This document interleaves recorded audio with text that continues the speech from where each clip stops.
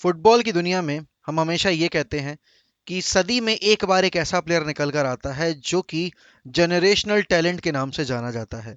लेकिन इंग्लैंड में हर दूसरा प्लेयर इतना ओवर हाइप्ड रहता है कि उसको जनरेशनल टैलेंट का टैग दिया जाता है।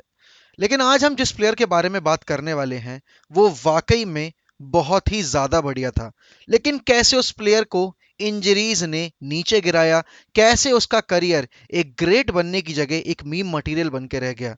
अभी तक आप थोड़ा बहुत अंदाजा लगा चुके होंगे कि मैं किस प्लेयर के बारे में बात करने वाला हूं। भाई आज हम बात करने वाले हैं फिल जोन्स के बारे में। 11 साल यूनाइटेड के साथ रहने के बाद आखिर फिल जोन्स के करियर को हम कैसे शेप आउट करें, आखिर कैसे हम फिल जोन्स को याद रखेंगे, क्योंकि फिल जोन्स का जो अभी करंट कॉन्ट्रैक्ट है वो जून 2023 में एंड हो जाएगा and Phil Jones will or might leave United as a free agent.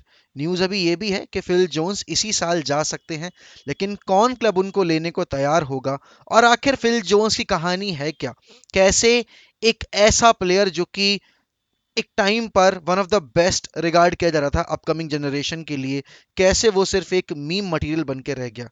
तो चलिए इसी पर शुरुआत करते हैं। लेकिन before going into this video, let me tell you one thing that this video is sponsored by One Football application. Now, One Football application is the perfect app for all football lovers. It gives every bit of detail. And let me tell you frankly that while working on this video, I collected all the articles, all the details regarding Phil Jones from this particular app only.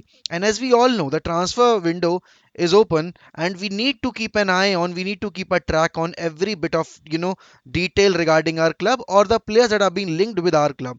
So if you are looking for an app and if you really want to keep yourself up to date with all the football knowledge and all the football news, then One Football app is came to the rescue. Now download the app, click on the link given in description and get yourself an app for free.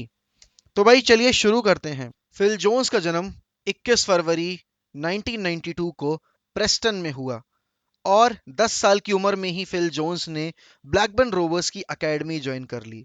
2009 आते आते fill Jones इतना खुद को साबित कर चुके थे कि ब्लैकबर्न रोवर्स ने उनको उनका डेब्यू हैंडओवर किया और अपने पहले ही सीजन में उन्होंने बहुत बड़े बड़े नामों को अपनी तरफ अट्रैक्ट किया और दूसरे सीजन खत्म होते होते Phil Jones already Manchester United और सर एलेक्स का अटेंशन गेन कर चुके थे। सर एलेक्स उनसे इतने इंप्रेस हुए कि जिस विंडो में उनके पास अपॉर्चुनिटी थी सर्जियो अग्वेरो और एलेक्सिस सैंचेज और समीर नाजरी जैसे प्लेयर को लाने की, उन्होंने यूनाइटेड की एजिंग बैकलाइन को वापस से संजोने का फैसला लिया और फिल जोन्स को वो लेकर आए 16.5 मिलियन पाउंड पे करके मैनचेस्टर यूनाइटेड में। उस वक्त पे नमैनिया विडिच और रियो फर्डिनेंड अपने अर्ली 30s में थे और यूनाइटेड को इस एजिंग बैकलाइन को जल्द से जल्द वापस से खड़ा करना था और उनको एक ऐसे प्लेयर चाहिए थे जो कि बहुत लंबे अरसे तक यूनाइटेड को अपना टाइम दे पाए, जिस तरीके से रियो फर्डिनेंड ने अपना वक्त दिया था, जिस तरीके से नमैनिया विडिच ने अपने पीक ईयर्स दिए थे। फिल जोन्स एक बहुत ही वर्सेटाइल प्लेयर थे और फिल जोन्स के पास ये कैपेबिलिटी थी कि वो मिडफील्ड में कहीं भी खेल सकते थे, वो बैकलाइन में कहीं भी खेल सकते थे। He had the pace, he had the ball playing ability and he had the composure. और इस सब के वजह से ही फिल जोन्स को मैनचेस्टर यूनाइटेड ने साइन किया था।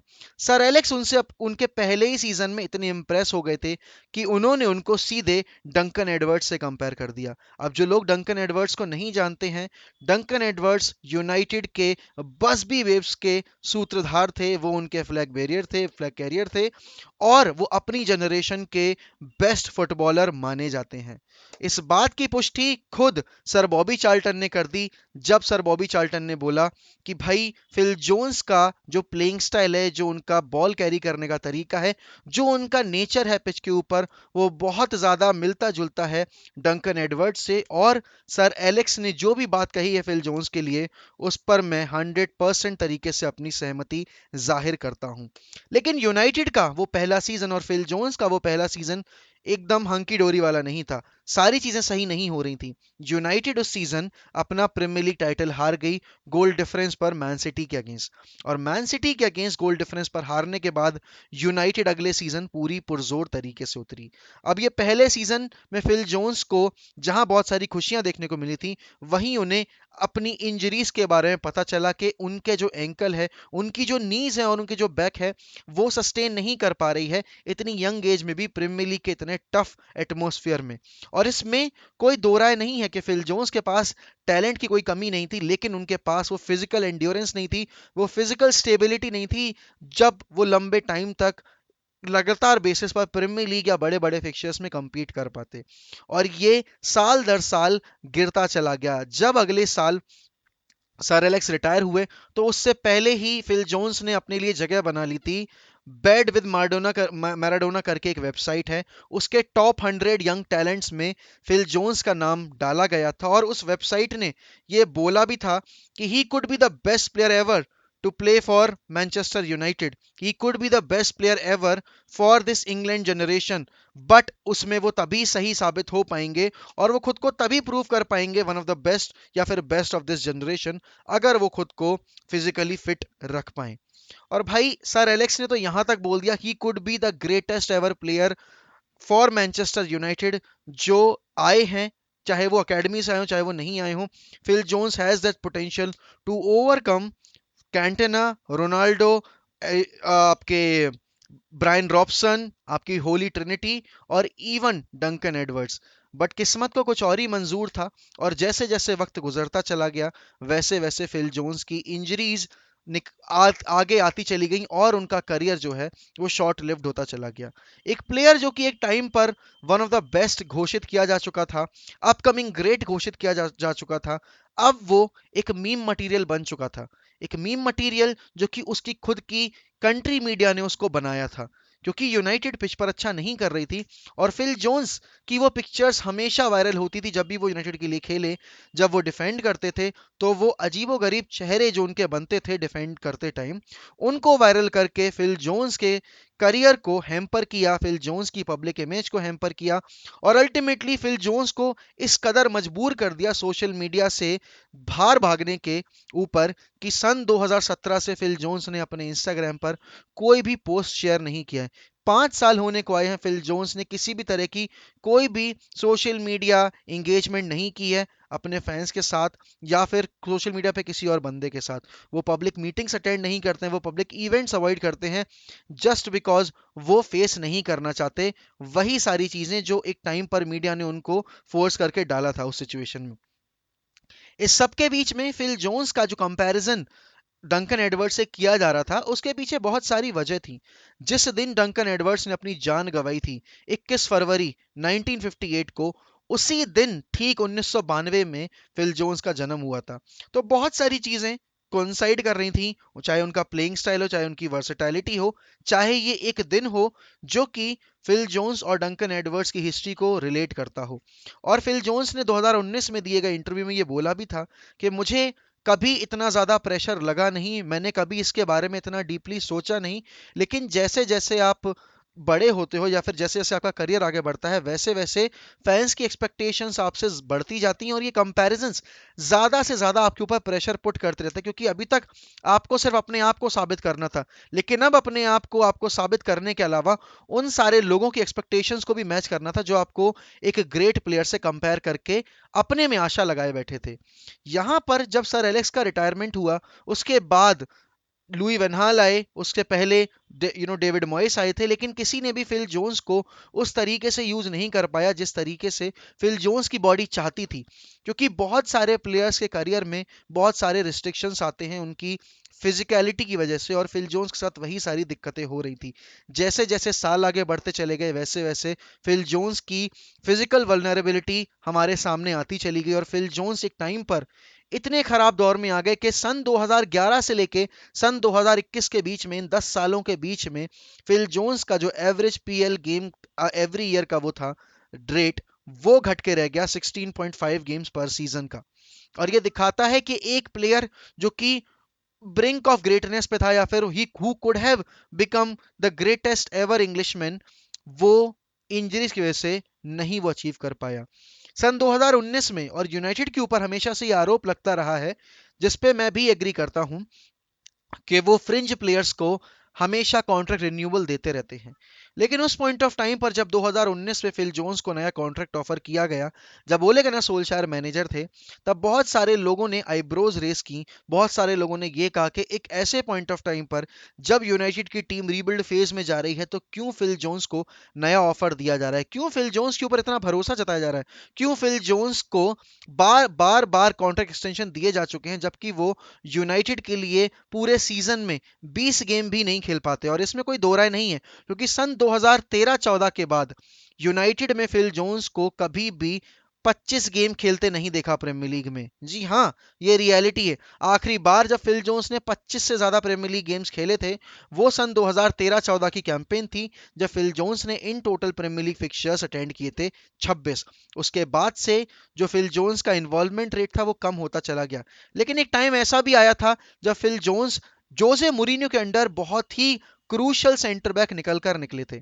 और यहां पर फिल जोन्स को एक वापस से वो पोजीशन दी जाने की सोची जा रही थी, जहां वो मेन सेंटर बैक हो सकते थे, और उनके अराउंड बिल्ड करने का आइडिया आ रहा था जोसे मुरीन्यो के दिमाग में। लेकिन तभी फिल जोन्स ने कुछ ऐसा कर दिया जो कि फिल जोन्स से आप एक्सपेक्ट करते हो आज के टाइम में, या फिर जो मीडिया हमें एक्सपेक्ट करवाना चाहती है। वो था फिल जोन्स का एफए कप फाइनल में एडन हजार्ड को दी गई पेनल्टी। और वहां से वो जो एक रिलेशनशिप बिल्ड होना शुरू हो रहा था between the fan base and Phil Jones, वो वापस से फॉल अपार्ट हो गया। अब ये रिलेशनशिप इतना ज्यादा डिटोरिएट हो गया था कि फिल जोन्स जब इंजर्ड थे और 721 या 712 दिन के लिए फिल जोन्स जब गायब रहे, क्योंकि जनवरी 2019 में ट्रेन मेरे के अगेंस्ट जब एफए कप में फिल जोन्स ने गोल मारा था, वो उनका आखिरी फिक्चर था। उसके बाद उनको हमने सीधे वोल्वरहैम्पटन वांडरर्स के अगेंस्ट देखा इस साल जनवरी में। वो सबसे लंबा वक्त था फिल जोन्स ने जब फुटबॉल को मिस किया। और यहां पर अब बात आती है जो कॉन्ट्रैक्ट की बात मैंने इनिशियली बोली थी, वो कॉन्ट्रैक्ट फिल जोन्स को दिया ही इसीलिए गया था जिससे कि उनको प्रोटेक्ट किया जा सके, जिससे कि उनकी फैमिली को एक ऐसी सिचुएशन में ना ढकेला जा सके जहां वो सरवाइव ना कर पाए, जहां वो सस्टेन ना कर पाए। क्योंकि एक प्रोफेशनल फुटबॉलर के पास जो एक्चुअली सोशल मीडिया पे इतना इन्फ्लुएंसिव नहीं है, जिसको इतना ज़्यादा सोशल मीडिया इन्वॉल्वमेंट नहीं करना होता है, उसके लिए जो कुछ है उसकी प्राइमरी सैलरी ही है जो उसके फुटबॉल क्लब से आती है। तो ये एक अच्छा इनिशिएटिव था, क्योंकि हम सभी ने देखा कि जैक विल्शर एक अनदर प्रॉस्पेरिंग जो मिडफील्डर थे, जैक विल्शर, जिनको वन ऑफ द बेस्ट बोला जा रहा था, और जो उन्होंने बार्सिलोना के अगेंस्ट चैंपियंस लीग में परफॉर्मेंस दी थी, उसके बाद से उनसे बहुत ज़्यादा एक्सपेक्टेशंस लगाई जा रही थी। लेकिन जैसा करियर फिल जोन्स का रहा है, कुछ वैसा ही करियर जैक विल्शर का रहा है। और जैक विल्शर को अल्टीमेटली सेक्रीफाइसेस करने पड़े, और आज जैक विल्शर विदाउट एनी क्लब थे। आर्सेनल से निकलने के बाद जैक विल्शर ने नया चैलेंज लेने की सोची, लेकिन वो कभी भी खुद को सस्टेन नहीं कर पाए, वो कभी भी खुद को फिट नहीं रख पाए। और इसीलिए आज की इतनी क्रूअल फुटबॉल के टाइम में जैक विल्शर और फिल जोन्स जैसे प्लेयर्स की जरूरत नहीं है किसी क्लब को। लेकिन अभी भी फिल जोन्स की अगर मैं एज की बात करूं, तो Phil Jones is still 30। He can still play for a mid table club in the Premier League. He can still keep himself relevant. He can still win over the audience. He can still win over the people of England, because as a player, Phil Jones never did anything wrong. As a human being, Phil Jones never did anything wrong. It was just the media जिसने fill Jones को एक meme material बनाकर छोड़ दिया। Fill Jones अगर fit रह पाते, तो Phil Jones, I can guarantee you, क्योंकि सर एलेक्स से बहुत सारे प्रिडिक्शंस आप कह सकते हो कि कभी कभार गलत हुए हैं, लेकिन फिल जोन्स को अगर आपने इनिशियली खेलते देखा होगा, या फिर आपने फिल जोन्स को जोसे मुरीन्यो के अंडर भी खेलता देखा होगा, तो आपको पता होगा कि फिल जोन्स के अंदर कितना पोटेंशियल था। बात सिर्फ इतनी सी थी कि फिल जोन्स अपने इंजरीज के चक्कर में कभी भी अपने ट्रू पोटेंशियल को रीच नहीं कर पाए। और ये एक और स्टोरी है एक ऐसे टैलेंट की जो कभी भी अपना ट्रू पोटेंशियल हासिल करके जग को ये बता नहीं पाया कि वो कितना अच्छा प्लेयर बन सकता था। तो भाई, अगर आपको वीडियो पसंद आई हो गाइस, तो please do make sure to like this video. Comment down below कि आपकी क्या परसेप्शन है फिल जोन्स के करियर को लेके। क्या आप फिल जोन्स को दोषी ठहराते हो उनके एक फेल्ड करियर को लेकर, या फिर आपको लगता है कि अभी भी वो रिवाइव कर सकते हैं अपना करियर, और इसमें उनकी कोई गलती नहीं थी, इट्स इंजरीज, क्योंकि कभी किसी के हाथ में नहीं होती हैं। If you are new to this channel, don't forget to subscribe to 1MUFC, don't forget to hit the bell icon. मिलता हूं अगली वीडियो में, तब तक के लिए गुड बाय, टेक केयर।